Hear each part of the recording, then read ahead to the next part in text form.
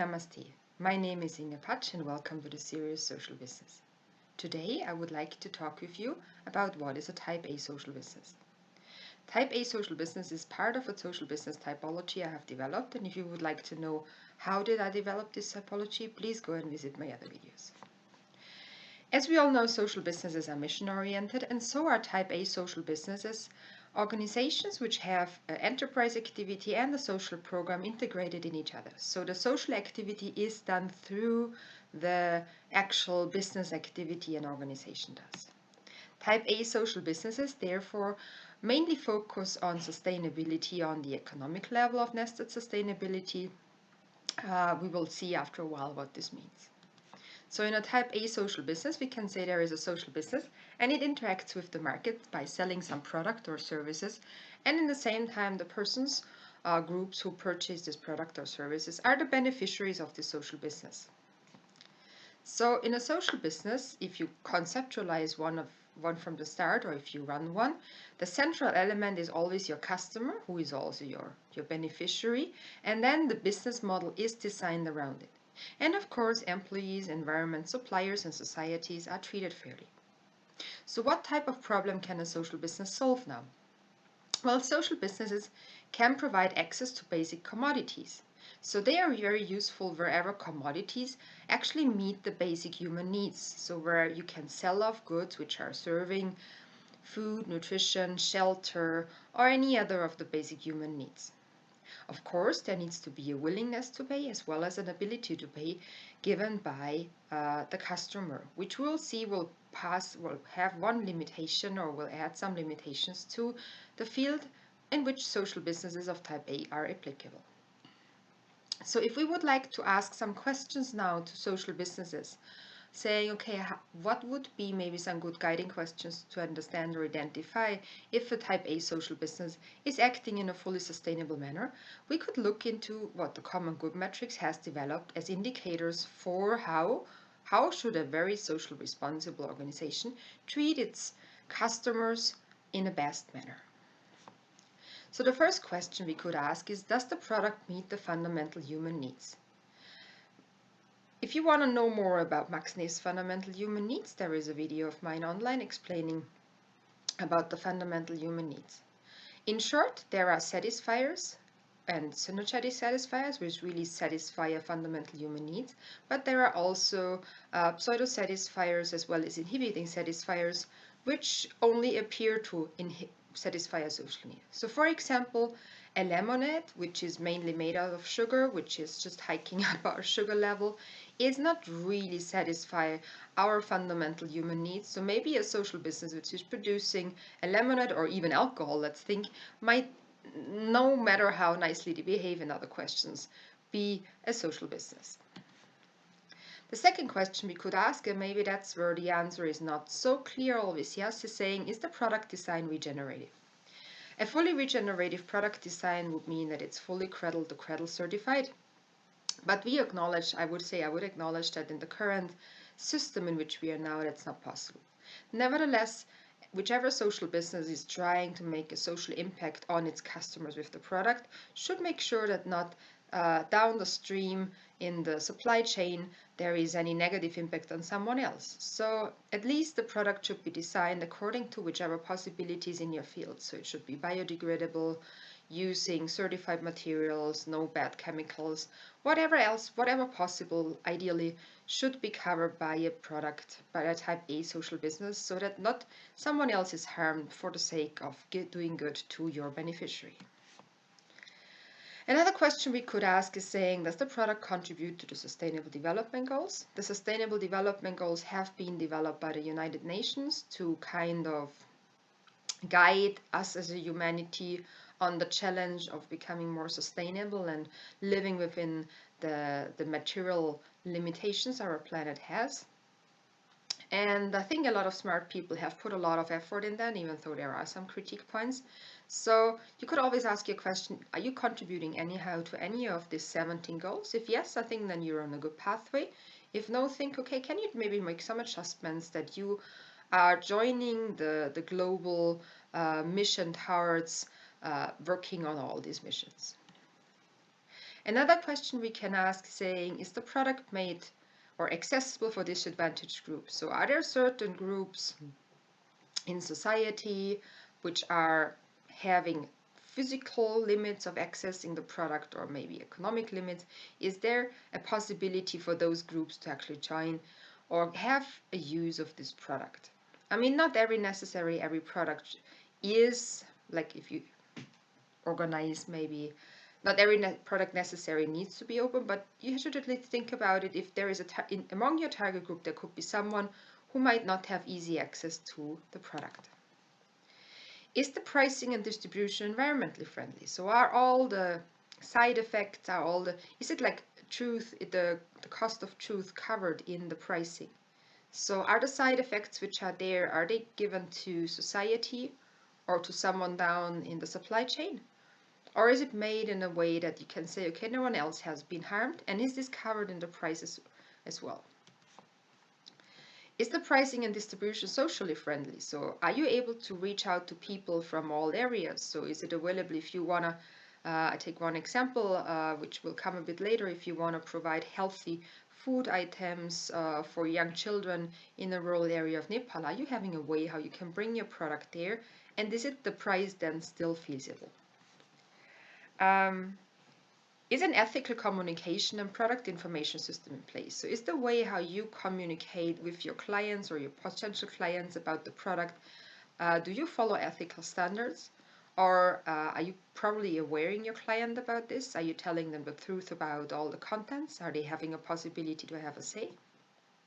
So all these could be questions you could ask yourself while you design your Type A social business. Are other companies from the same field supported? So if your main mission is to overcome poverty or overcome any social problem your beneficiaries are having, and someone else is saying, oh, I would like to open a second type of your social business, could you help me? Well, why not? Like, in general, that is your target. You want to overcome the nutrition shortages in a certain area. So if you might not have totally reached the limits of providing everything, why not help a second person who's maybe 50 kilometers further doing the same for the people down there whom you cannot serve anyway? So do you cooperate with other businesses? Limitations and risks. So with all this, there is certain limitations a Type A social business can do, as well as there are some risks you should not step into. So on the one hand, you should ask the question, are you able to produce really cheaper without a lack in quality and the truth of cost, as we said before? So you want to serve probably those people in the demise, even though I'm not 100% a fan of all this macroeconomic supply and demand, but I think for this situation now, it gives a short explanation what I mean. So you want to produce something cheaper probably than others, because otherwise these people would have already been served in the market, so there would already have been someone who would have provided them the service. But then in the same time you want to have actually higher ethical standards so that you don't harm someone else down the road. So do you have an innovative business concept which can make sure that all these things are supplied? And that's in Nepal, I saw several times that this has been one of the shortcomings when we talked about social business Type A. Does the customer demand your product, or is the service a product or service, or is it a merit good? And merit goods are goods where we as a society would say, okay, it would be beneficial for all of us if we all would spend more time in nature and go for a hike and are more healthy, and therefore have less sick days and need less time in hospital, and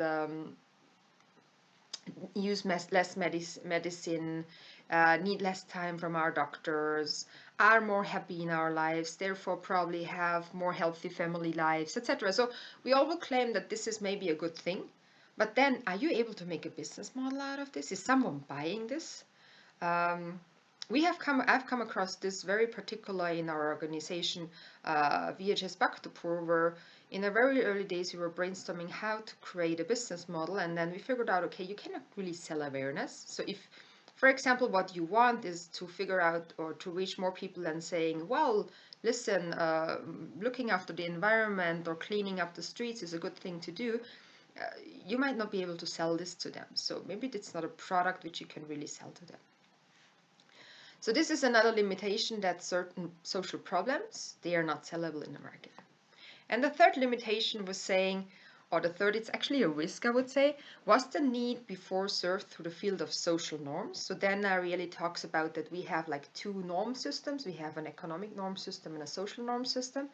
And that once you replace the social norm system with the economic norm system, it's very hard to actually go back. And the social norm system would be the one in which we make decisions based in our families. So think, for example, about the topic of childcare now, where if you enter a certain city or region, there might still be friends looking after friends' children when they are not there, or the grandmother or the grandfather. So this is handled on a community level.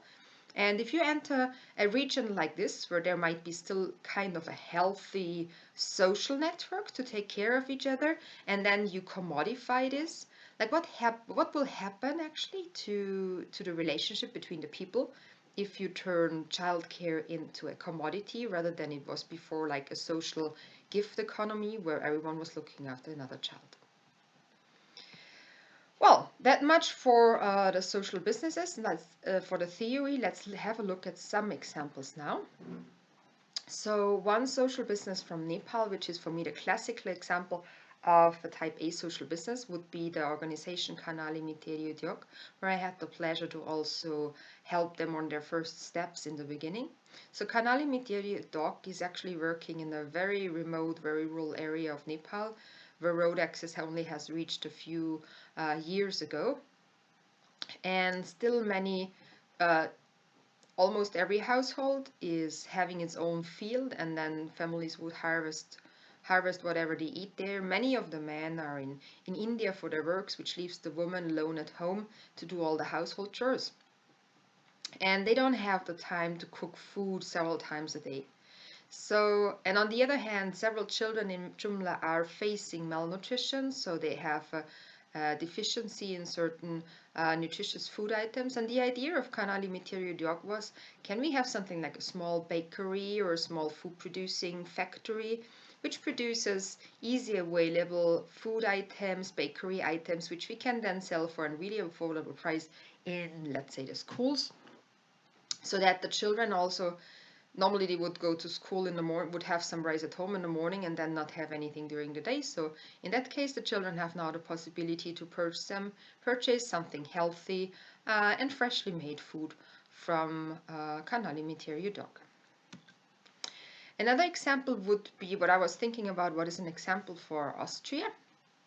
And it's actually not so easy to think about type A social businesses here in Europe, because our market has actually served already a lot of people, and most of our fundamental needs are really well met in the general market.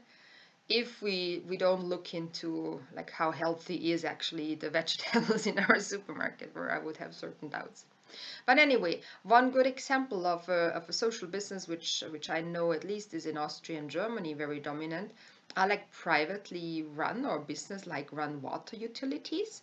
So where also it is a private limited running it, then as a client you pay your water bill, and they have to be cost efficient, they have to sell the water, they have to hire the staff. So they're operating same like a business. As far as I know, sometimes even very base democratic, sometimes also under supervision of the municipality. But in the end, they're acting as a social business. So they are providing their users or their clients with a fundamental human need called water against a fair payment. So yeah, for me, they are a good example for a type A social business.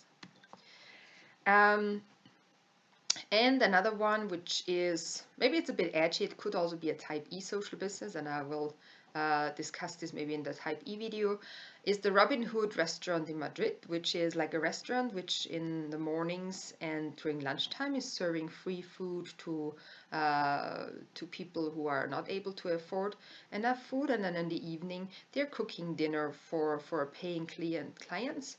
So it's edgy if it's a cross-subsidization model or really an integrated business approach. I would call it integrated because eventually it's the same process applying. I can assume that they use like leftover food from before, but of course this is like a mixture already a bit between A and E. Well, I hope you enjoyed my journey through Type A social businesses. Thanks for hanging on for 50 minutes. For more information, you can always visit www.mono.eu or you follow me on this channel. Thank you and bye bye.